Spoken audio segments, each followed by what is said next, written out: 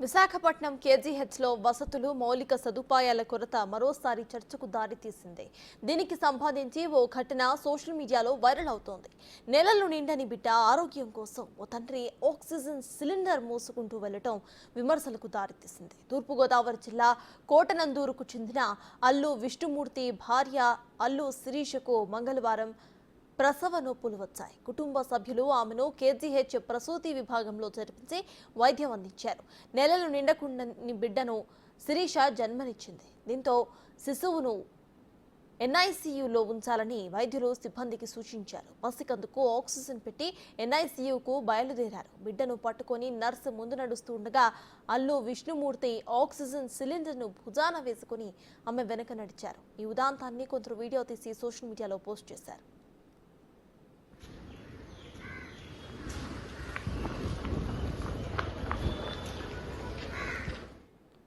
ఈ వీడియోపై నెటిజన్లు ఘాటుగా స్పందించారు. హాస్పిటల్ సిబ్బంది తీరుపై విమర్శలు ఎక్కుపెట్టారు. విషయం కాస్త హాస్పిటల్ సూపరింటెండెంట్ డాక్టర్ శివానంద్కు చేరడంతో ఆయన ఆగ్రహం వ్యక్తం చేశారు. ఇలాంటి ఘటనలు పునరావృతమైతే చర్యలు తప్పవని వైద్యులు సిబ్బందిని పిలిచి మరీ హెచ్చరించారు. కేజీహెచ్లో సిబ్బంది పూర్తి స్థాయిలో ఉన్నారని డిప్యూటీ సూపరింటెండెంట్ వాణి తెలిపారు. పసిపాప తండ్రే స్వయంగా ఆక్సిజన్ సిలిండర్ ఎన్ఎస్యుఐకి తీసుకువెళ్లారని చెబుతున్న డాక్టర్ వాణితో మా ప్రతినిధి రాజు ఫేస్ టు ఫేస్. కేజీహెచ్లో పసిపాపకి సంబంధించి ఆక్సిజన్ సిలిండర్ తన ఫాదర్ తీసుకెళ్లినటువంటి ఉదంతం కొంత విమర్శలకు దారితీసింది. అసలు దీనికి అసలు రీజన్ ఏంటనేది ప్రస్తుతం మనతో పాటు డిప్యూటీ సూపరింటెండెంట్ వాణి గారు ఉన్నారు. మేడం, అసలు ఏం జరిగింది? ఎందుకు ఆక్సిజన్ సిలిండర్ మోసుకుని వెళ్లాల్సినటువంటి పొజిషన్? అంటే సిబ్బంది లేరా? చాలా తీవ్ర విమర్శలకు దారితీస్తుంది. ఈ తల్లి నిన్న పొద్దున్న నర్సీపట్నం ఏరియా హాస్పిటల్ నుంచి వీడి పేరు అల్లు సునీత నర్సీపట్నం ఏరియా హాస్పిటల్ నుంచి మా కేజీహెచ్కి రిఫర్ చేశారు. ఈవిడ 38 ఇయర్స్. వాళ్ళకి చాలా ప్రెషస్ ప్రెగ్నెన్సీ. అది కాకుండా 8th మంత్ ఈలోగా యామ్నాటిక్ ఫ్లూయిడ్ లీక్ అవుతోంది. కాకుండా నెగిటివ్ బ్లడ్ గ్రూప్ ఇవన్నీ ఉన్నాయి కాబట్టి నర్సీపట్నం ఏరియా హాస్పిటల్ వాళ్ళు ఈ బేబీకి వెంటనే అక్కడ సదుపాయం ఉండకపోవచ్చు కాబట్టి కేజీహెచ్ పంపించారు. నిన్న పొద్దున్న 8:15, 8:05, 8:15 ప్రాంతాల్లో వచ్చింది. 8:25 కల్లా డెలివరీ అయిపోయింది. వెంటనే పీడియాట్రిషియన్ అటెండ్ అయ్యారు. ఈ బేబీ నెల నెలకొండా పుట్టింది కాబట్టి ఎన్ఐసీయూ సపోర్ట్ కావాలి అనే ఉద్దేశంతో ఎన్ఐసీయూకి రిఫర్ చేశారు. ఈ ఎన్ఐసీయూకి రిఫర్ చేసినప్పుడు అలాంగ్ విత్ ఆక్సిజనే వెళ్ళాలి బేబీ. సో దానికి అక్కడ హెడ్ సిస్టర్ గారు, స్టాఫ్ నర్స్ గారు ఏంటంటే ఒక స్టూడెంట్ నర్స్ని, ఒక ఎఫ్ఎన్ఓని ఇచ్చి బేబీని అలాంగ్ విత్ ఆక్సిజన్ సిలిండర్ పంపిస్తున్నారు ఎన్ఐసీయూకి. ఈ ఆక్సిజన్ సిలిండర్ ఏంటంటే ఒక వీల్ చైర్లో పెట్టారు. ఎఫ్ఎన్ ఏమో వీల్ చైర్ తీసుకెళ్తోంది. బేబీని స్టూడెంట్ సిస్టర్ పట్టుకుంది. వాళ్ళ ఫాదర్ వెనకాల వెళ్తున్నారు. ఇలా వెళ్తున్న క్రమంలో అక్కడ కొన్ని మెట్లు ఏవో కొన్ని ఉన్నాయి.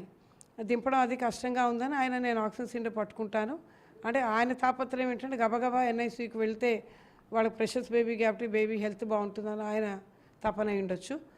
ఆయనంతటా ఆయనే వాలంటీర్ చేసి నేను పట్టుకుంటా అన్నారు. ఈలోగా ఎఫ్ఎన్ఓ బేబీని పట్టుకుంది.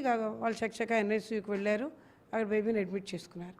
ఇది జరిగింది. వార్డ్ నుంచి ఈ ఇక్కడ వరకు తీసుకెళ్ళడానికి మధ్య డిస్టెన్స్ ఏంటి? పాపను క్యారీ చేసేటప్పుడు ఖచ్చితంగా ఓపెన్గా తీసుకెళ్ళొచ్చా? అంటే ఇవన్నీ ఎమర్జెన్సీగా పట్టుకెళ్ళారు కాబట్టి అది ఓపెనా అది పక్కన పెడితే మాకంటూ బ్యాటరీ కార్లు ఉన్నాయి. ఒక 6 బ్యాటరీ కార్లు ఈ మధ్యనే స్టీల్ ప్లాంట్ వాళ్ళు డొనేట్ చేశారు. ఆ బ్యాటరీ కార్ సదుపాయం వాడుకుని ఉండాల్సింది. అక్కడ హెడ్ సిస్టర్ కూడా ఆ టైంకి ఈ ఎమర్జెన్సీ తట్టు ఉండకపోవచ్చు బ్యాటరీ కార్లో పంపాలి అని. అందుకని ఆవిడ మటుకు 2 స్టాఫ్ని ఇచ్చే పంపించింది.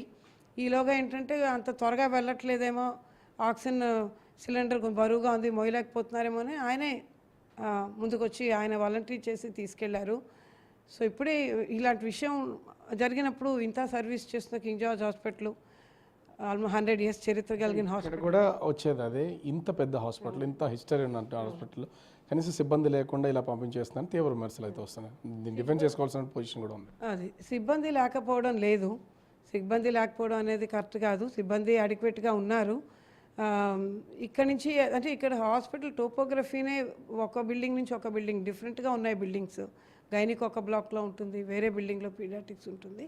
అయినా కూడా ఇంకా జాగ్రత్తగా ఎలా షిఫ్ట్ చేయగలగాలి, ఇంకా వచ్చేసారి ఇలా రాకుండా ఏం చేయాలనేది మీ అడ్మినిస్ట్రేటర్స్ కూడా ఒకసారి అన్నీ జాగ్రత్తగా చూసుకుంటాం. పేరెంట్స్కి సంబంధించి ఇదే మొదటి కాన్ప అండ్ ఏజ్ గ్యాప్ ఏమైనా ఉందా వాళ్ళు? వాళ్ళది ఇదే ఫస్ట్ ప్రెగ్నెన్సీ వాళ్ళకి. వాళ్ళ మదర్ ఏజ్ 38. వాళ్ళ ఫాదర్ని కూడా మార్నింగ్ నేను పిలిపించాను. మిమ్మల్ని ఏమైనా క్వారీ చేయమన్నారా ఆక్సిజన్ అంటే, లేదండి అది కొంచెం వాళ్ళు ఇబ్బంది పడుతున్నారు ఆలస్యం అవుతుందేమో అని చెప్పి నేనే క్యారీ చేశానని ఆయన చెప్పారు. మాకు రిటర్న్గా కూడా రాసి ఇచ్చారు. ఇక్కడ ఆయన రిటర్న్గా రాసి ఇచ్చారా ఇలాంటివి సెకండరీ అనుకోండి. ఇక్కడ ఏంటంటే అత్యుత్సాహంగా త్వరగా తరలించాలనే ఉద్దేశంతో జరిగిందే కానీ ఇంటెన్షనల్గా ఎవరు చేసింది కాదు. డెఫినెట్గా పబ్లిక్ కూడా అర్థం చేసుకుంటారు అనుకుంటాను. ఇంతమంది ఓపీ వస్తుంటారు, ఇంతమంది ఇన్పేషెంట్లు, ప్రతిరోజు 100కు పైగా సర్జరీలు జరిగే ఆల్మోస్ట్ 100 years ఓల్డ్ హాస్పిటల్. ఎక్కడైనా లోపాలు ఉన్నా ఇటువంటి మళ్ళీ ఏం రాకుండా ఉండటానికి అడ్మినిస్ట్రేటర్స్గా మాకు బాధ్యత ఉందని నేను భావిస్తున్నాను. ఇవన్నీ మళ్ళీ రాకుండా ఏం చర్యలు తీసుకోవాలి అనేది మేము కూడా ఒక ఎమర్జెన్సీ మీటింగ్ పెట్టుకొని ఇలాంటి మళ్ళీ రాకుండా ఎలాంటి ప్రయత్నం చేయాలి అనేది కూడా ఒకసారి చూసుకుంటాం.